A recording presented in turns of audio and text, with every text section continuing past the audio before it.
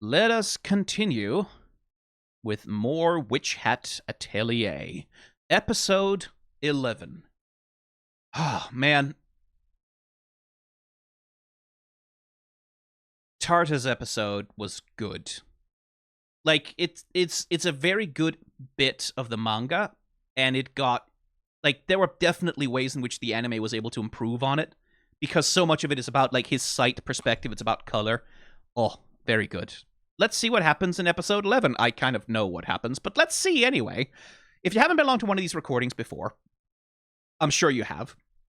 But the way this works is I don't want to put the anime on screen for you to see very much because that's a problem for me. So I'm going to make you put your anime on your own screen and then follow along with me using the convenience of a simple countdown. I'll say 3, 2, 1, go. Then we'll go. Then I'll say 3, 2, 1, pause whenever I need to yap about something, which will happen with some frequency. And then when we're ready to go again, I'll say 3, 2, go again. And that's how we stay in sync. There are subtitles that are going to be on the screen, and there is a timestamp in the top left corner that will help you keep in sync with me so that we don't lose our place relative to each other. That's the way it works. It's convenient for me. It's troublesome for you. And that's the way I like it because this is my lazy channel. If you want the easier way to watch these reactions, come join the Discord. They get to watch live as I'm recording this, and that's a lot easier. Or become a member of the channel, which is like $1 a month, and you'll get access to the more convenient versions of these reactions via the Discord as well. And it's much easier to watch it that way if you want.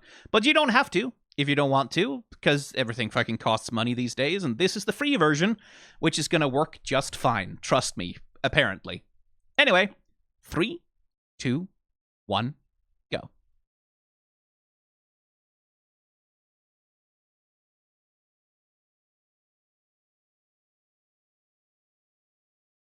Ah, friendship.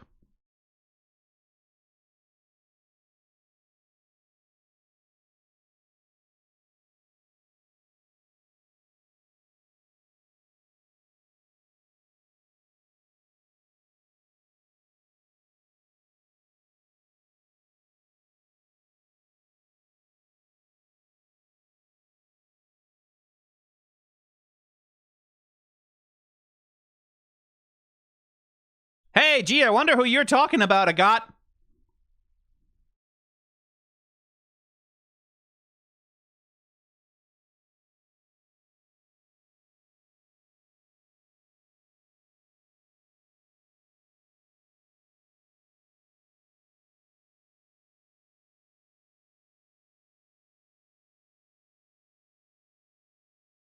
Three, 2, 1, pause. They're friends, they're roommates, they're pals, they're gals who are pals, which is why Agat is seeing, oh right, the mating season for wolves, and they're falling in love, and if they didn't fall in love, then they wouldn't have to weaken themselves. Anyway, time to think of this girl that I can't stop thinking about for some reason. Time to relate the one thought to the other. Time to juxtapose these two ideas with one another. Because, you know, Cause pals, we're gals who are pals and also roommates.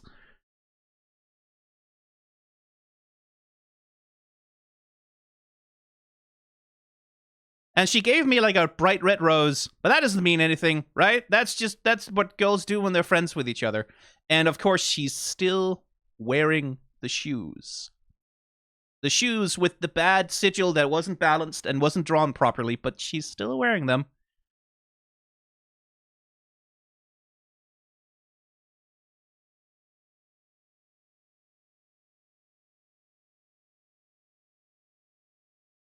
Yeah.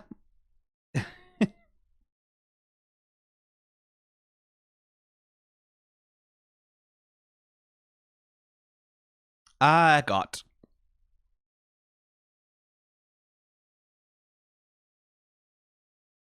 Anyway, I don't think there's more that needs to be said here. There's some foreshadowing that's happening here, but are they going to get to the bit that it's foreshadowing in this season? They have 2 episodes to go, so maybe, but I don't want to touch on it yet until I know whether they're going to get there. 3, 2, 1, go.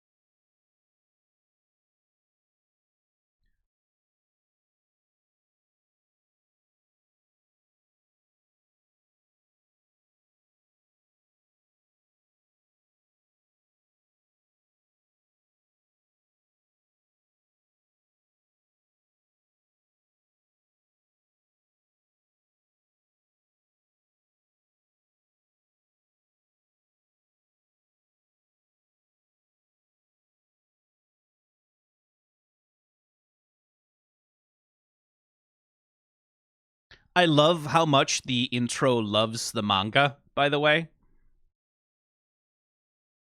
Like, it loves panels. It really tries to display a love for the comic craft of the story, which is good because you should read Witch Hat Atelier.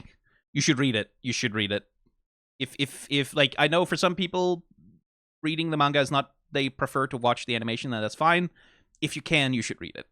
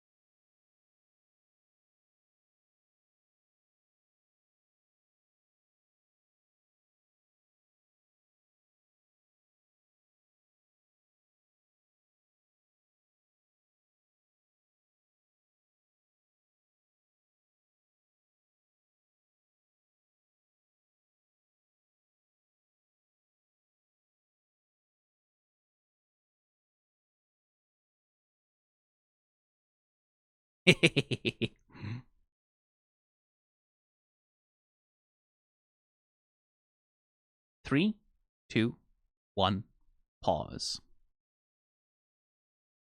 Another good little scene. Again, it's about art, it's about creativity, right? There are things, and this is something that's true for every artist, right? Like, we all have that thing that's easy to draw for us. Like, that, it's character in 3/4 perspective looking to the left, right? Like, we all know. There are these things that are, like, we find easy to draw. We have these things that we fixated on and really drawing a lot, and we love drawing them, right? Like, there's plenty of artists I know who are like, yeah, I can draw a beautiful woman, no problem. Like, hands tied behind my back, eyes closed, right? They struggle a little bit more to draw other kinds of characters, but they can draw beautiful because, like, that's the thing they like, right? Like, they love drawing beautiful women, and that's what they've practiced a lot, and it's natural in their hand, and that's just their idle sketching, and that's fine, right? That's okay. Your development as a creative is not about not having these comfort places, these specialties, these things you're good at. It's about taking that as a foundation and then pushing on from there, which is the lesson that Kiefer's trying to impart, right? It's like, take pride in the things that you're good at, right? Like, the things that you've developed, the skills that you have mastered, take pride in that, and then use that as a springboard, right? To push yourself forward. There's nothing wrong with it. It's completely normal and natural. It's part of an artistic development. And I like that that lesson is in there. It really is a thing, like, Witch Hat Atelier, every chapter or two, there's like a little bit when it's just like, it's just fully an art lesson.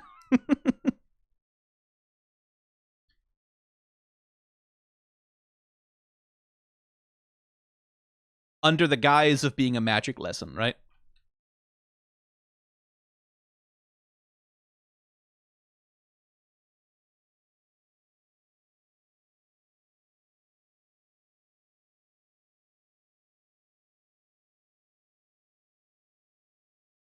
God, I love Brush Buddy. And again, we're connecting it back to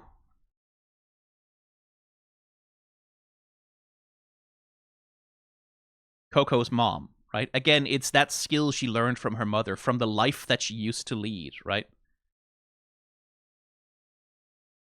And that connects back to the other lesson that Kefri was giving in an earlier episode, right? If you want to practice something, make it part of your daily routine, right? In the same way that she learned to draw the Pyreball spell as part of trying to figure out how to cook a yam, right? Like, same thing. It's all interconnected, all these little lessons.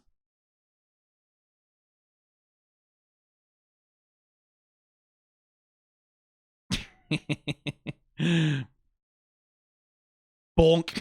Dropping a ton of homework in front of her, but that's what she needs. 3, 2, 1, go.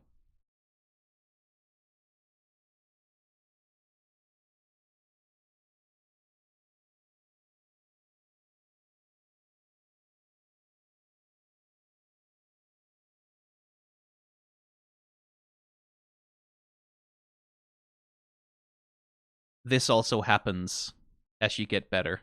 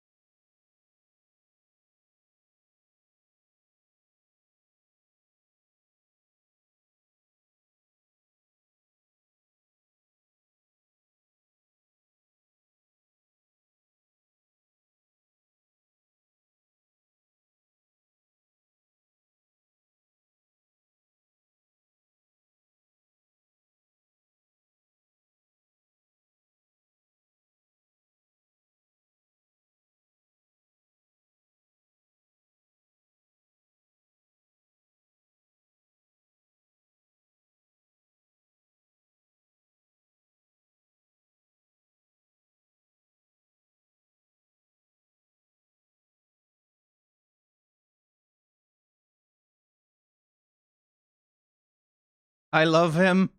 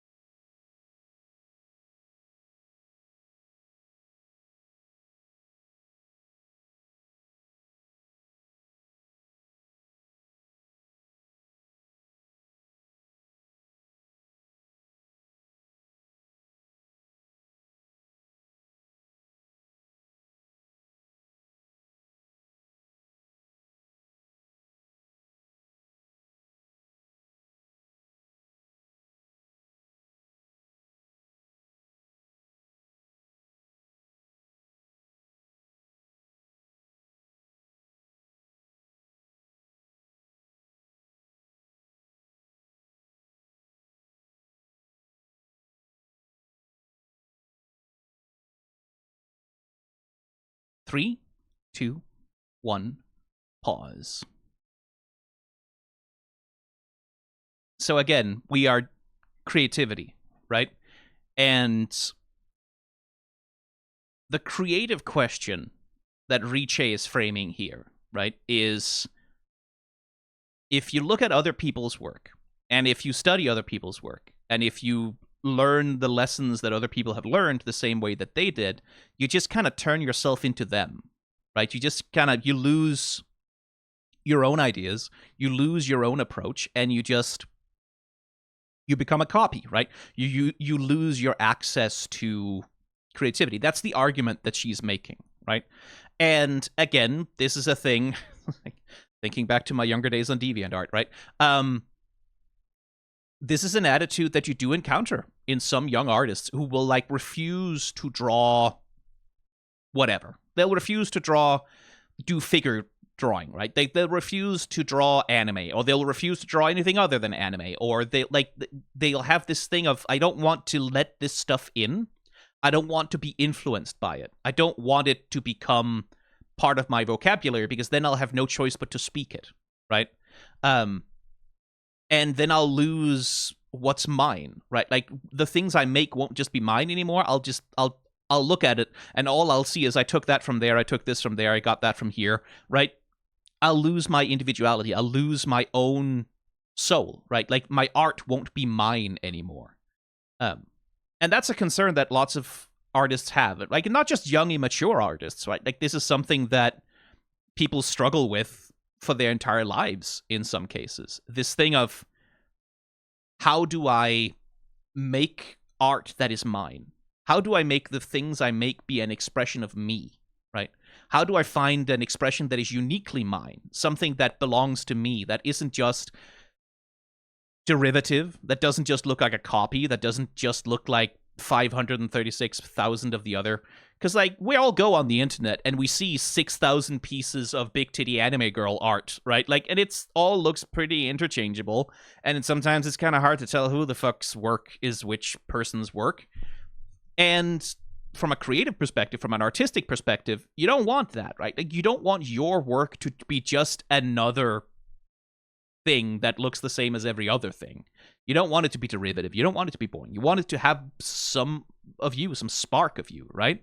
And so Ricci has that anxiety, right? That anxiety about, I don't want this to get into my head, right? I just want to draw. I just want to make things for myself out of my own head. I don't want to let other people's ideas into my head like that. And again, that's insular, right? This is much in the same way that Agathe keeps separating herself away from the others. This is Ricci separating herself away from the others as well, separating herself away from other people, and putting a limit on herself in that way, a limit to what she can do, which is something the story is going to engage with.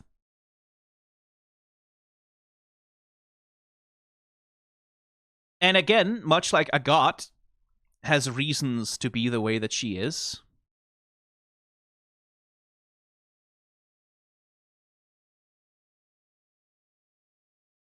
so does Ricci. And I like that old Rukia was just there the whole time under a blanket, like just present.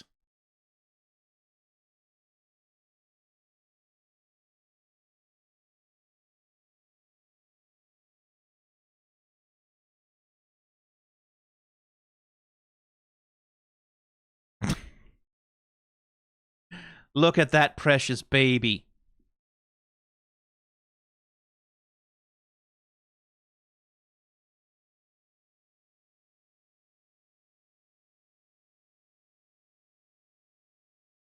Whoop.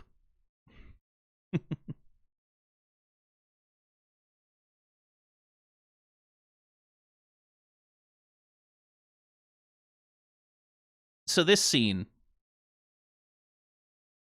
Ricci has this little chair thing, right? Looks like half of a coconut. But you see the visual imagery here, right?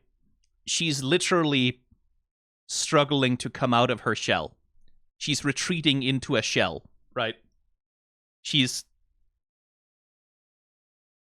being a turtle, essentially. And it becomes like the way they use it is very, very. Like, they're very deliberate about it. Like, subtlety is for cowards. We have Coco looking up at spells and magic and being, like, excited about it, looking off into the middle distance. And then Riche here, like, looking completely the other way. Stuck in her shell, right? Like, cut off from it. Like, these oppositional perspectives.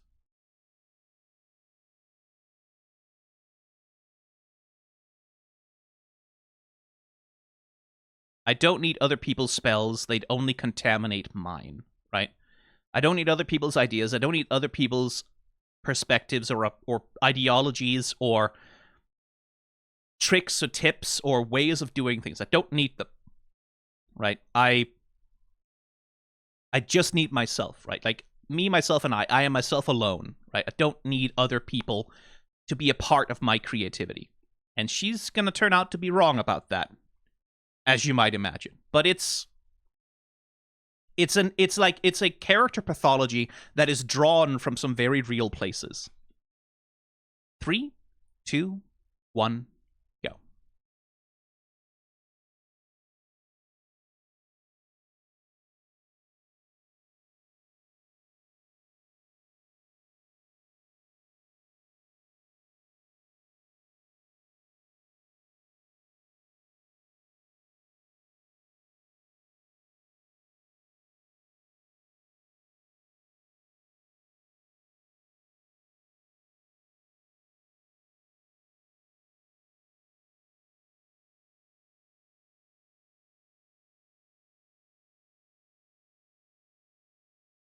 Tip-to-taw. Comfort.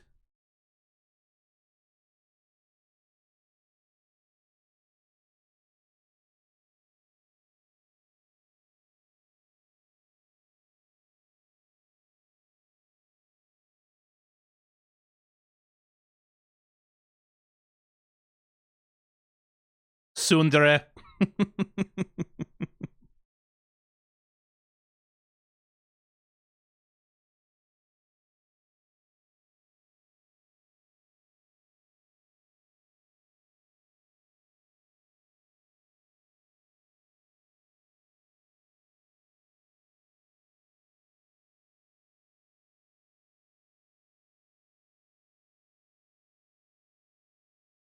3, 2, 1, pause. I don't need to say it, right? Like, you can see it. It's not like it's not there, right?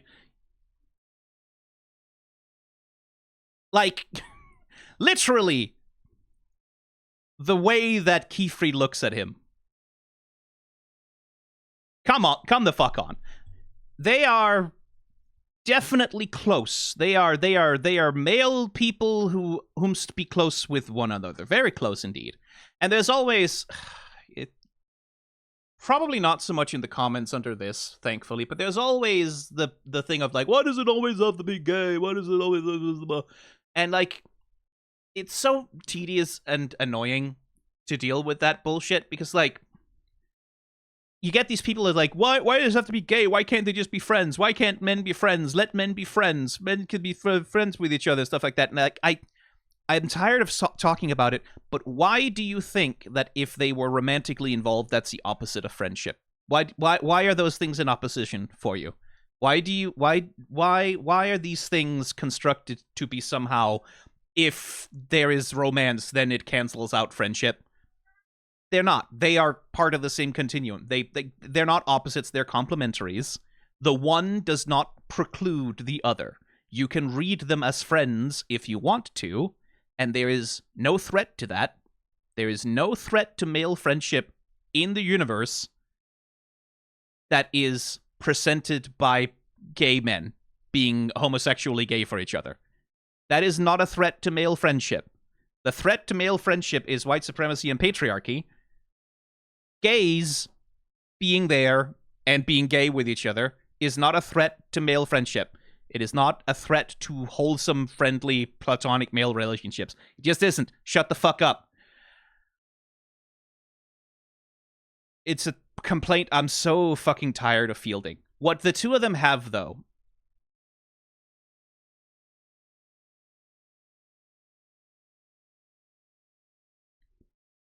is a relationship that's closer than just pals, right? It's closer than colleagues. It's closer than just friends. They have a relationship that's deeper and more close than that, as we shall see as the story goes on, especially given what's presumably going to be happening in season 2. Oh boy. Oh boy. No spoilers in chat, people. Let people find out themselves, but given what happens in season 2. Anyway, if you want the two of them being even more explicitly husbands than they are already, there's a spin-off of Witch Hat Atelier called Witch Hat Kitchen, which is basically just about Kefri and Olrugio cooking meals for their daughters and having soft little domestic moments with one another. And like, if you just want the two of them being extremely husbands, that's the whole that's that entire manga is just that, the two of them being husbands at each other. But these are two men who are connected by deep bonds of care, as we shall see as the story goes on. Believe you me.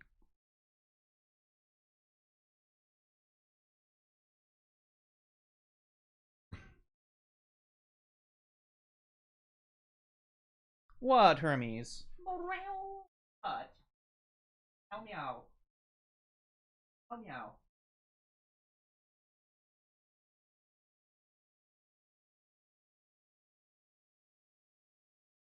Hi, baby boy. Want attention, or do you just want to annoy me? He's making up his mind. Not sure. Oh, he's purring. But he's still not, like, we're not relaxing. We're just purring. You want my attention, or did you just want to come in here to bother me? Because you sort of go one of two ways, and sometimes it's both. There's a lot of times when he comes in and he meows, and then he, like, rubs himself on my legs, and he nips at my fucking kneecaps. He likes to bite my kneecaps for some fucking reason. And he really wants attention, and then the moment I give him attention, he just goes away. He just leaves. The moment he gets my attention, like, cool, I got what I wanted. Bye. And it's hard to tell with him.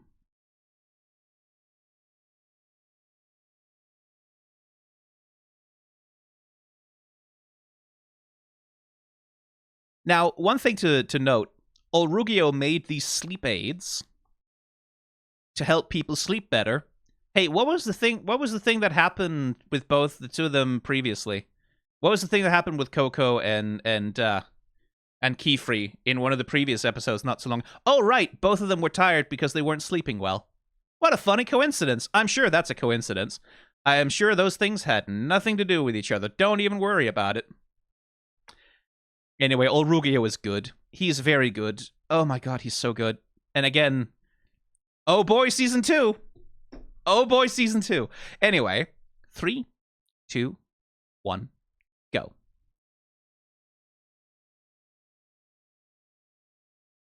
Also, that thing is so fucking cool.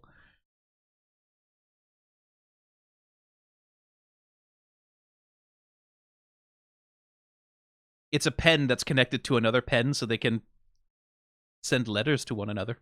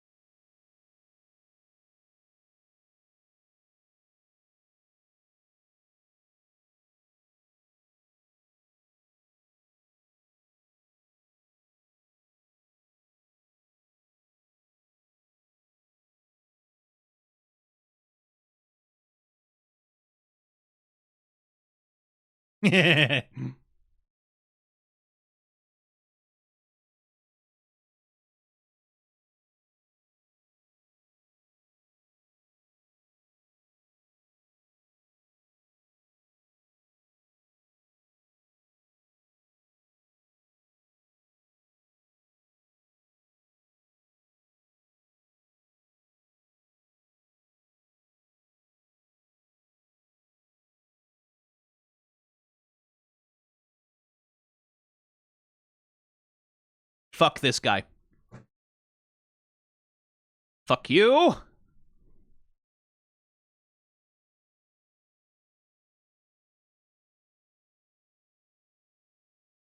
Kill this man. Kill him.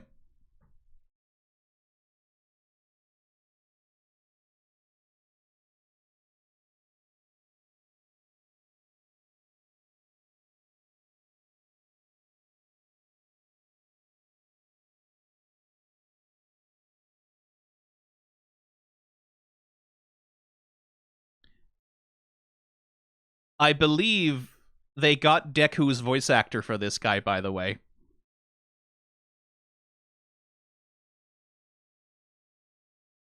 It's British Deku from My Hero Academia.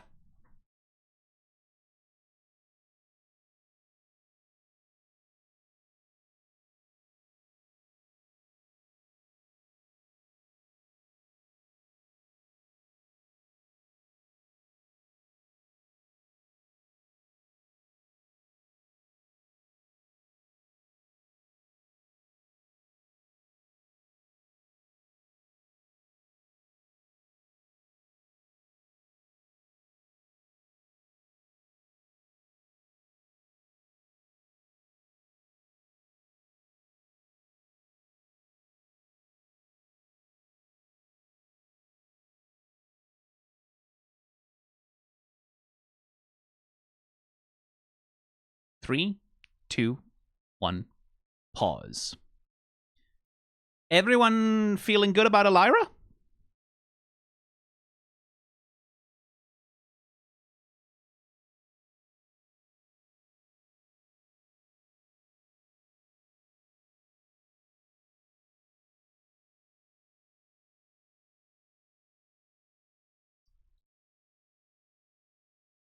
So here we get our first hints of why Ricci is so fixated on being very true to her own spells. First hint. And there's the second.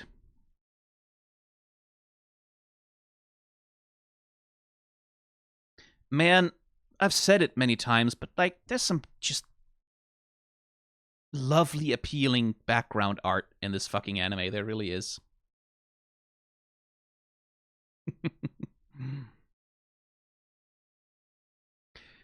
Kill this man. This man should be dead. He should be dead. He should be not alive anymore for reasons. But the theme that it's gonna start poking its head out and presumably follow into season 2 whenever that comes out. Again, depending on where this... Well, no, it will follow into season 2. A theme that's coming out and which is going to stay with the story is the theme of mentorship, right? Of teaching. And we've seen that be present already, right? Like, we've seen that be present in the girls learning from each other, teaching one another. The way that they relate to each other and to their magic and how they develop by being positive companions for one another, right? And from teaching one another. The story is going to delve a little bit into what happens when your teacher is not necessarily maybe so good. And it's not just this motherfucker. It's not that this piece of shit. It's not just this fucker who I hate. It's not just him. It'll be a thing. It'll be a thing that the story is trying to engage with more broadly through multiple characters. And like Uni, what a piece of character design is Uni. Just with the thick coat of heavy bangs down in front of his eyes. And it's like, yeah, have you met my apprentice, Captain Insecure Boy? Have you met my apprentice, Mr. Shy? It's like, not subtlety. We're not playing with subtlety for the character design here for sure. And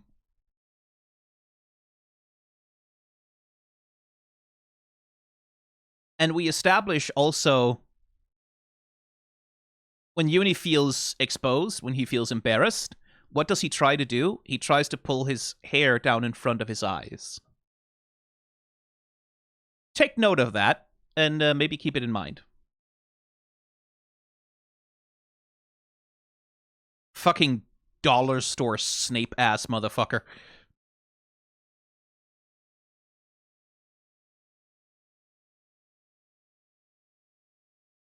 Again, pulling the hair down over the eyes.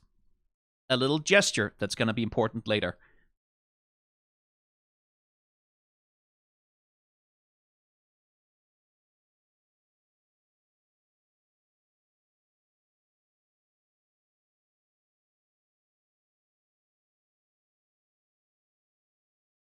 Ah, Brush Buddy.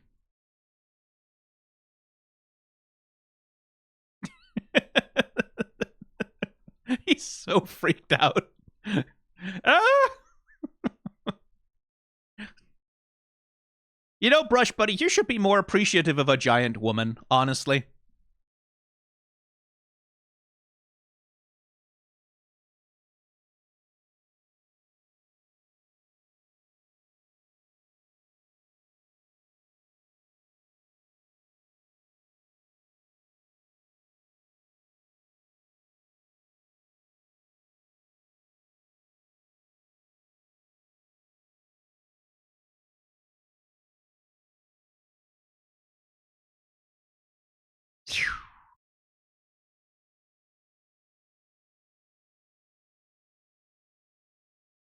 So this little gesture, right? It kind of tells you everything you need to know about their relationship immediately, right? There's familiarity to it. There's a deep comfort with one another right there, right? Like these two people know each other. They've known each other for a long time, and they are close, right? When she reaches out to grab Keefer's lapel, he doesn't react to it, right? There's no discomfort. There's no looking at it. There's no pulling back. There's no nothing, right?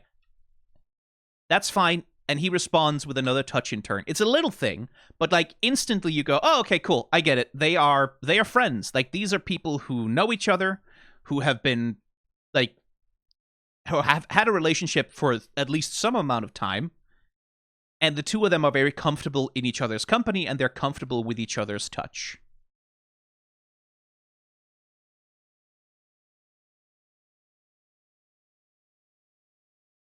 And you can see that's also present in the manga, right? That the two of them are very comfortable touching one another. By the way, say hello to Elira in the manga.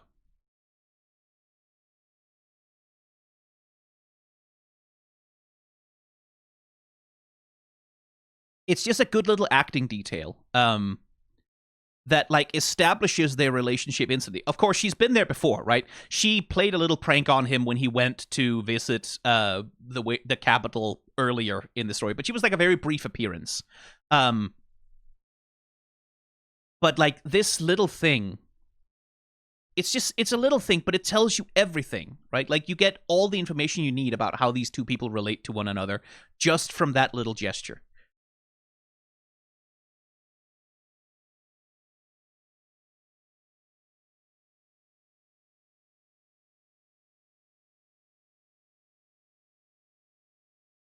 And I do like how Keyfree, like instantly, that's not even my child, but I'm still gonna get angry on his behalf. Like instantly, someone's being mean to a child, Keyfree is like, oh, fuck you, buddy. He should be more ready to kill, but you know, we'll get there, Keyfree. We'll get there. Oh, I want to kill that man. Anyway, 3, 2, 1, go.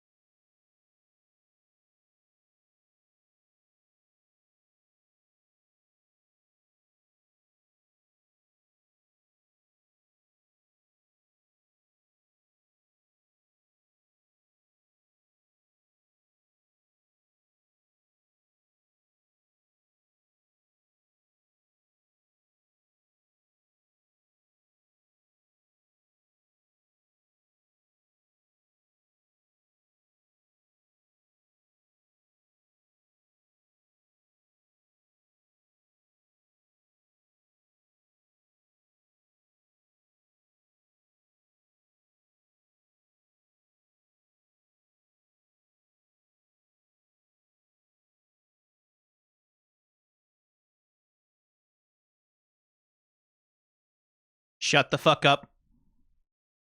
Die. Die. Die.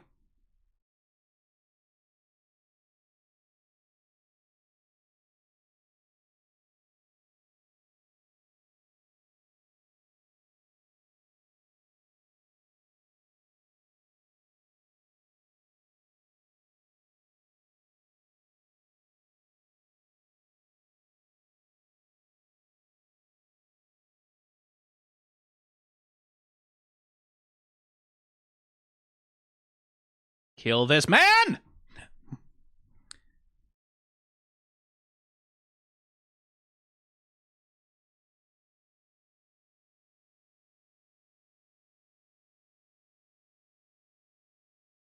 Three, two, one, pause. I hate that bitch. I hate him. He's such a piece of shit. Oh, he's such a piece of shit. Oh, I want him dead. I want terrible things to happen to him. A lot.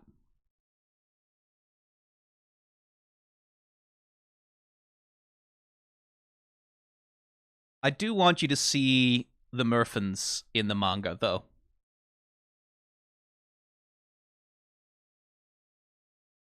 Because it's a pretty good translation in the anime, but like there's something about the way that Shirahama draws them. They look straight out of, like, they have these supernatural elements, but like they look straight out of a zoological illustration, right? They have a real sense of reality to them. A real sense of naturalism, which I think adds a lot to the creatures, especially like their body language and the way that they're put together as we get further into the plot that involves them. Whereas like here, they by necessity of the anime, they look a bit more on the cartoony side, right?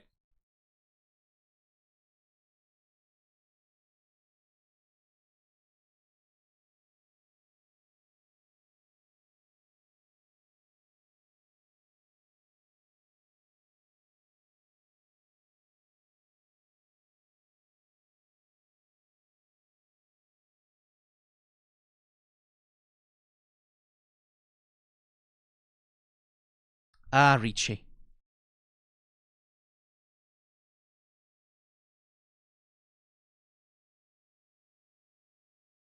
It's just very quick bonding. Oh. I do like this moment between her and Kifri, though, because that's what Kifri was saying, right? I'm never sure how much to push. Right? He's been trying to sort of gently encourage Ricci out of her comfort zone, encourage her to open up a little bit more. And he's been struggling with her, right? Because she's so stubborn, and because like he knows for a fact that if he asked her if she wanted to take the test, no, absolutely not. And there's no way in hell he would ever be able to force her. So he's using a little bit of his authority to push it, right? He's asserting a bit of parental control here over her, hoping that it'll be right for her. And I do like that the way Kifri bridges the gap with her, right, is not by towering over her and giving her orders, right? He's not towering over her and saying, well, you need to go, fuck you, like, go get this done. This is what your master has demanded of you, and this is what you need to do in order to become a better bitch, so go do it, stop complaining. He gets down to her level, below her level, explains himself, and then he asks for her trust, right? No orders. Not even... He's not even really cajoling her at all. He's saying, can I please ask you to trust me this one time, right? So he's taking a gamble here, because as Risha says, like, if this fucks up for her, if she experiences that this becomes a thing that threatens her individuality, right? Like, that threatens to dredge up some old feelings, shall we say. He's gambling a little bit with her trust, right? Like, this is something that could go wrong, but just as he's asking her to trust him, he's choosing to trust her, right? He's trusting her that she will get something out of this, right? Like that this will be a meaningful experience for her, that she will learn the lesson that he's hoping that she'll learn. So it's trust that goes two ways, right? He's asking for her trust, but he's also trusting her to be able to handle it. Which is, again, when we're dealing with the contrast between good and bad teachers. Kill this man. Kill him. Gods! Tear this man's testicles off of his body and shove them up his ass! Oh, kill this man. The difference between a good and a bad mentor. And it is notable, right, that when he just decides to fuck off, everyone's like, what the fuck? Right? Like, he's not just kind of a bad teacher. He's like, everyone's like, the fuck is wrong with this guy? No one likes him because he sucks.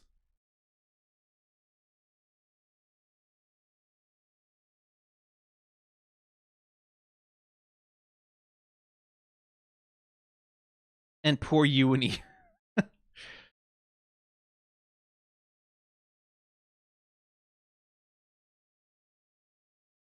We'll get to know him better. 3, 2, 1, go.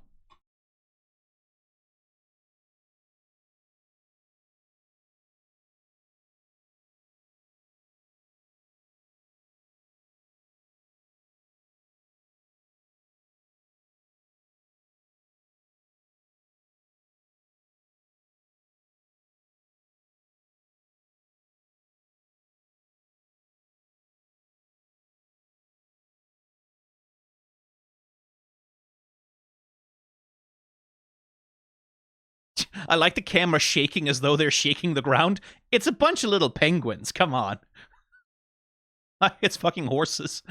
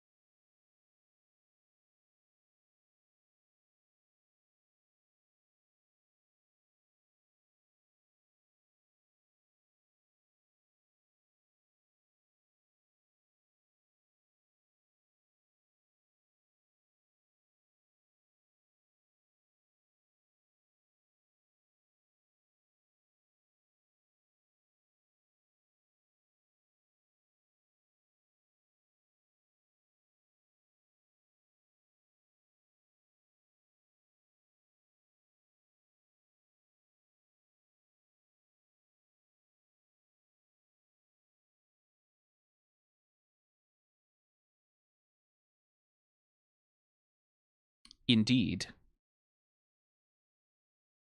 I want to watch the ending for once. I keep skipping it because we do so much discussion at the end of episodes, but I want to hear the ending theme and watch that animation again. God, the dress animation on Coco as she's walking down that stair is so good. Look at the weight of it, the way that it flops and follows.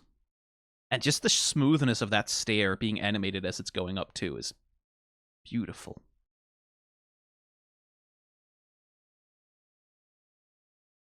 It almost has a quality of like a storyboard a little bit, like with these very simple gradients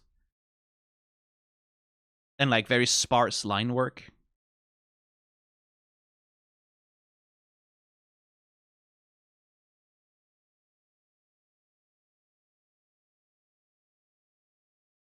And again, the little gesture when she breaks down crying, god damn.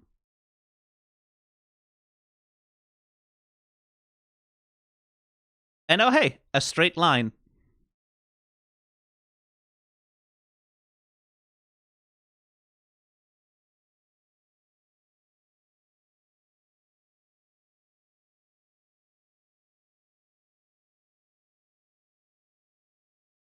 Oh yeah, that Pratchett quote. Like, Pratchett has some good quotes. And I'll read this one. Any ignorant fool can fail to turn someone else into a frog. You have to be really clever to refrain from doing it when you knew how easy it was. There were places in the world commemorating those times when wizards hadn't been quite as clever as that, and on many of them the grass would never grow again. Yeah, like read Terry Pratchett if you like Witch Hat Atelier. You'll get a lot out of those stories too.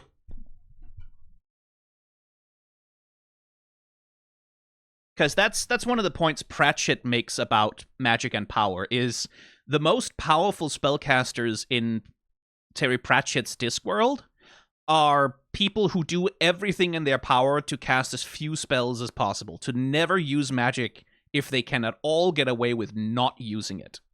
Because the nature of them, like the reason why they got to be as good at casting magic as they are, is because they understand how fucking dangerous it is and how often it is not worth the cost, right? That's one of the major themes that runs through the Witches novels, especially with Granny Weatherwax and the Coven. But also, like, it's something that shows up in a lot of the stories, is this meditation on the only responsible use of power is don't. Right? It's like, if you ever get yourself into a situation where you have to use power, you have kind of failed already. Not doing any magic was the chief task of wizards. Not doing magic because they couldn't do magic, but not doing magic when they could do and didn't. Yeah. And that, again, I think Pratchett, it would be kind of, as a series of books, kind of a nice companion piece to Witch Hat Atelier. It's a very different tone. Like, Pratchett is obviously more, he writes funny stories. His stories are first and foremost comedies. But as meditations on power, right? They do make a good companion piece to, especially the Knights Moralis, and like the whole, like the way that witch society is structured around this very, very strictured limitation on what magic may be used for, right? It's sad that the most magical story is that of the turf, which tells us nothing. Yeah, the Harry Potter's relationship with magic and power is, it's a big ask, but even putting J.K. Rowling's rancid personality and behavior aside, the story itself is, I remember this being, because I was fucking obsessed with Harry Potter. Like, the first book came out in Danish when I was 11, right? Like, hit me right at the exact perfect moment, right? Like, and it hit me. Like, I was a Harry Potter kid for a very long time through all the books. And one thing about the Harry Potter books is that they have their relationship to power, their relationship to the responsibilities of power is also kind of shitty.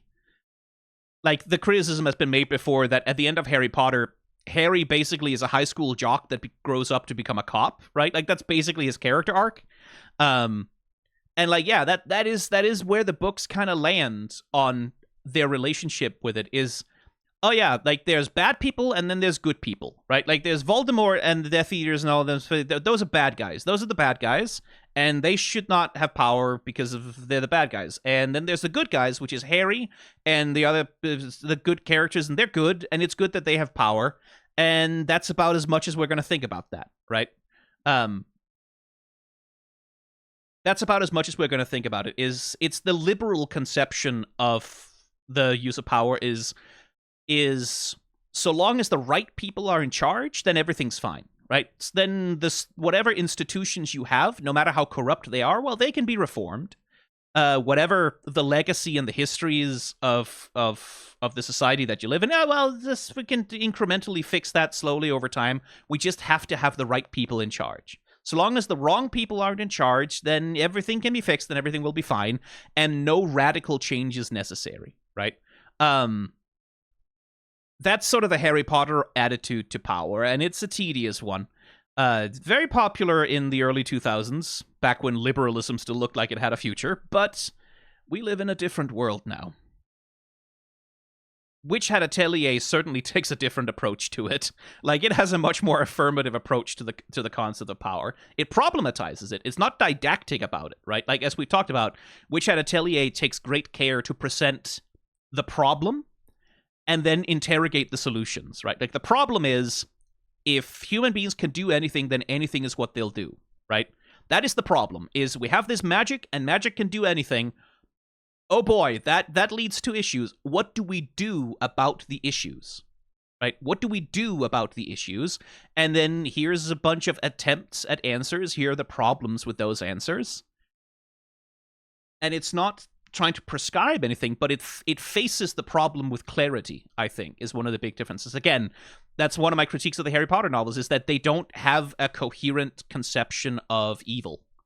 They don't have a coherent conception of the problems that it's trying to articulate, right? They don't have a coherent conception of like wizard supremacy and like the history of slavery and like racial supremacy that exists in that world, or indeed the problems with like keeping magic separate from a society of non-magical people. Like it never really engages with those things. It never interrogates them, and that's part of why the books end up with a fairly limp conclusion. Which, you know, whatever. That book series can burn in hell as far as I'm concerned at this point. Better books are available. I would very much recommend Pratchett if you want to engage with some fantasy that takes its problems seriously. Ursula K. Le Guin, obviously, if you want some fucking magic school shit, Wizard of Earthsea is so far superior that it's not even funny. Witch Hat Atelier is also an option, yes.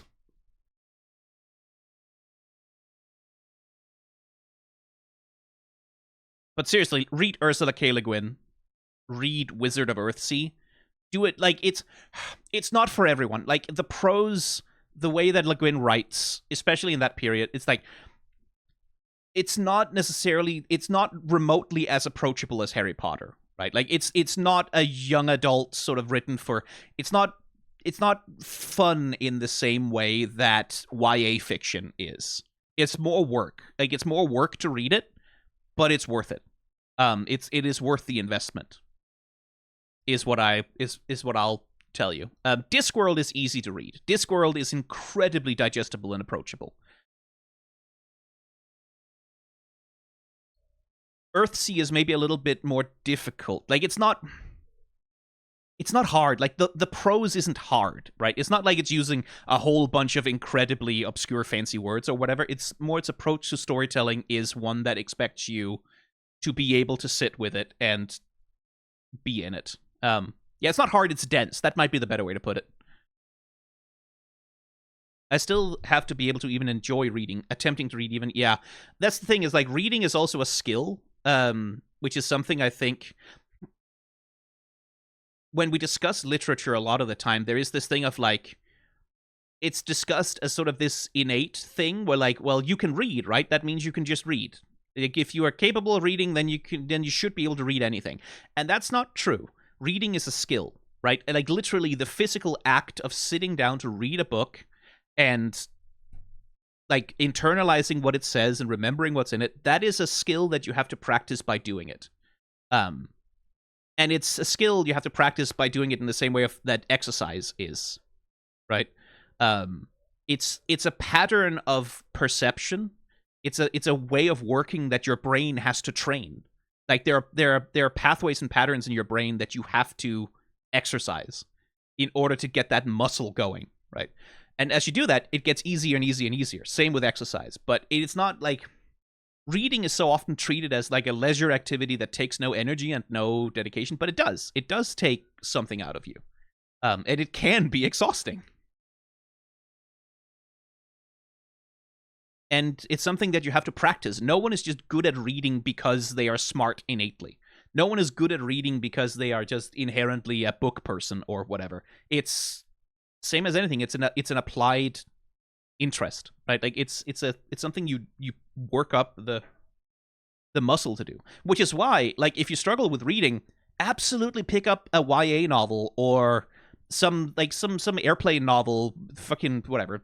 Maybe not Dan Brown, but something easy, digestible, some pop fiction that's not very difficult, and read that, right? Like, start there and practice reading those books. Like fucking, I remember reading Twilight, and I found it possibly one of the most readable books I'd ever read.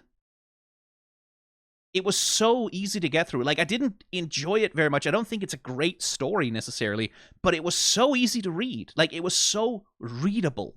I devoured that thing in like 3 sittings because it's written in a way that's very, very easy to pull you through, right?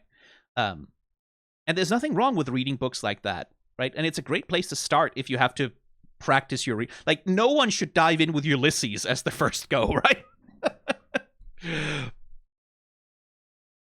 It does bother me a little bit the way we talk about reading as though it's something. It's the same thing. Like, I keep telling people to read Witch Hat Atelier, right?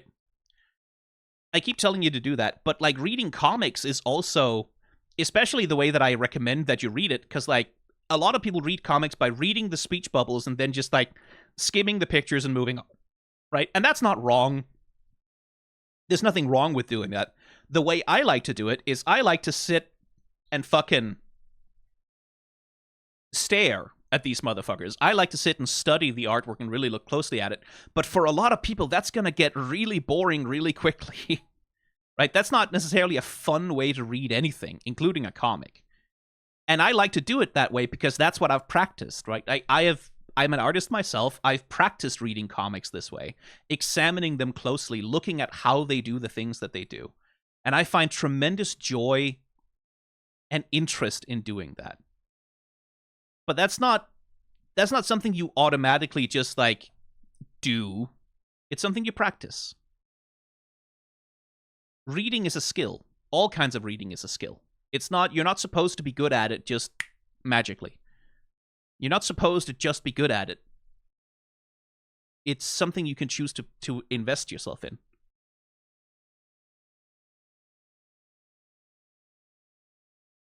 It is a thing, like, it is that tide of anti-intellectualism that's like, it sort of comes from the same place as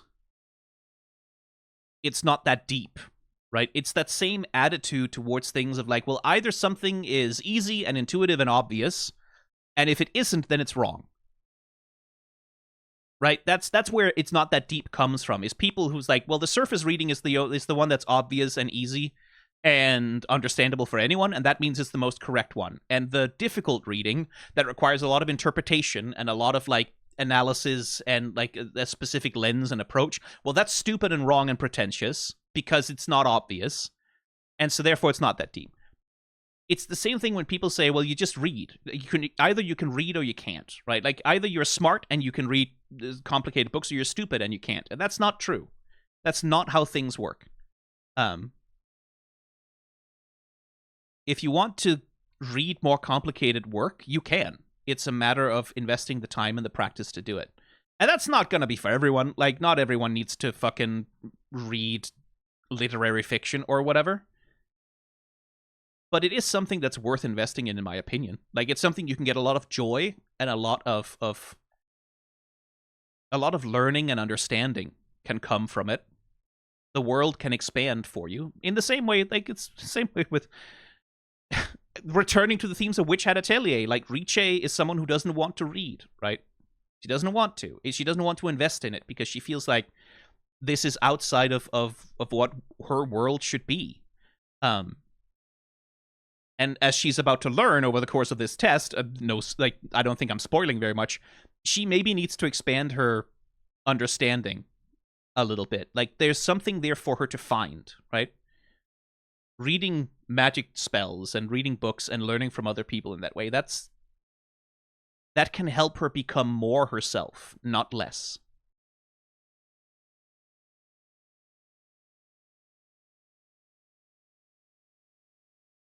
And I do like, also in terms of the world building of Witch Hat Atelier, again, it's an interesting thing that one of the tests here, right, is, well, once upon a time, witches fucked around with magic real bad and fucked up the breeding grounds for these animals. So now, something that witches are expected to do is spend some of their time making amends for that, right? Like helping redress some of the harm that has been done in the past. Right? For all the criticisms that I have of witch society, this is a part of their philosophy that I really like. That they have this philosophical approach that's like, we have a responsibility. Again, magic is for making the world better. Okay, we have a responsibility to do something about the damage that has been caused. Right? And you can tell also, as an educational thing, part of the point of sending the apprentices to these magic ruins for all their quests is to teach them about the dangers of using magic irresponsibly, right? Like, hey, look at this place. This place got real fucked up and all these animals are in trouble because of it. Better not use those forbidden fucking spells, huh? The Dada range is a place that was fucked up by forbidden magic, right? You go there and you see, like, this is what can happen if you use your magic irresponsibly. I like that part of the world building, that it's so clearly calculated to be educational, right? Like, in the sense of not necessarily that you're beating the apprentices over the head with the moral, but that they go there and then they can see for themselves what happens when magic is used irresponsibly. I like that. And I like that philosophically which society believes that they have a responsibility to try and right the mistakes of the past. That's not a bad attitude to have at all. There are problems with which society, but it's not like it's morally bankrupt to the core.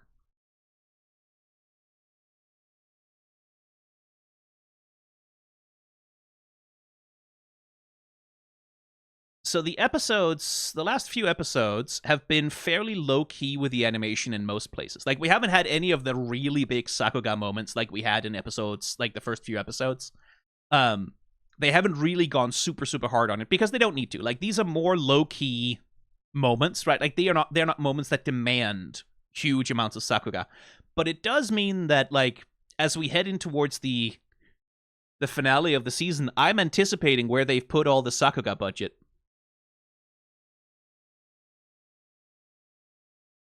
I'm anticipating it, and oh,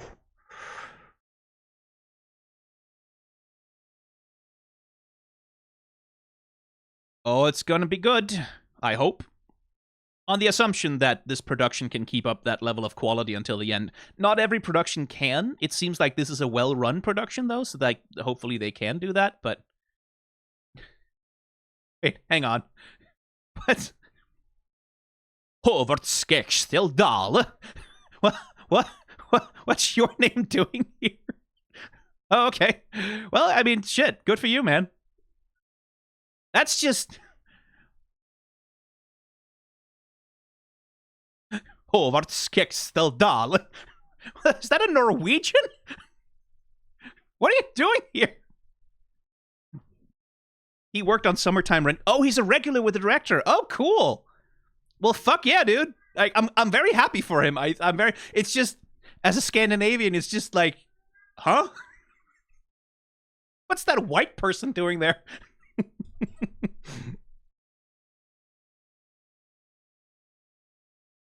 Like, you're supposed to have a little hut in Sweden where you go, like dance around a maypole and, like, fucking... What's that name doing there? Yeah, good for him. Like, fucking good for him. I'm glad to see it. That's cool. It's just kind of... It's kind of like getting flashbanged Scandinavianly. Regarding the end credits, how hard would it be to animate using pencil on cloth or fabric?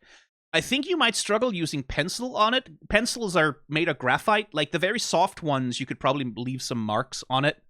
But pencil is not necessarily a great choice for it. It depends on the cloth as well. If you're doing, like, a really rough linen or, like, a sailcloth or something, it's probably easier. But if you're on fabric, especially soft fabric, you're probably going to... Yeah, Rudy says in chat, you're going to want to use chalk. Some kind of chalk, or maybe a pastel oil-based thing would probably do it. Oh, the marking instrument Coco used in the first episode. As far as I remember, the marking instrument is like a coal, basically. Like a coal stone of some kind.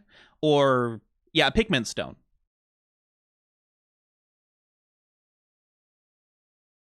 And, like, she did draw a spell on it, right? Like, she did do that when she passed her test at the Dada range. Ugh, good anime. This anime, one thing about it is the way that this anime engages with art as just, like, what it's like to be an artist, right? Like, the emotional things that artists go through and, like, the periods of questioning and the process of learning and what it means to love creativity and what creativity means to different people. I feel so seen all the time by this anime because like this is the shit that consumed a lot of my thinking when I was a teenager, when I was a learning artist, right? Still to this day. I feel so fucking seen by this anime in a way that I most things don't make me seen this way. Do you have a favorite character so far? I don't. I struggle to pick favorites because they're all good for different reasons, you know? It's also hard to say. Like, I could pick out a few favorites, but I couldn't do it without doing huge spoilers for seasons 2 and 3, basically. Yeah, Brush Buddy. Let's just go with Brush Buddy for now.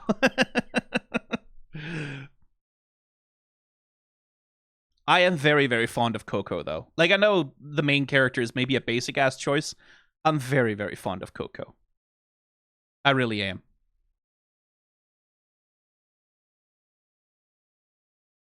She's very good.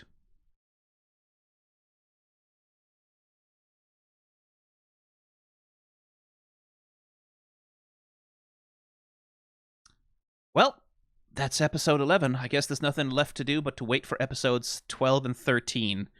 And imagine in my head just how fucking buck wild the animators are gonna go animating some of the scenes that are coming up. Cause, boy howdy, let me tell you. Anyway, bye.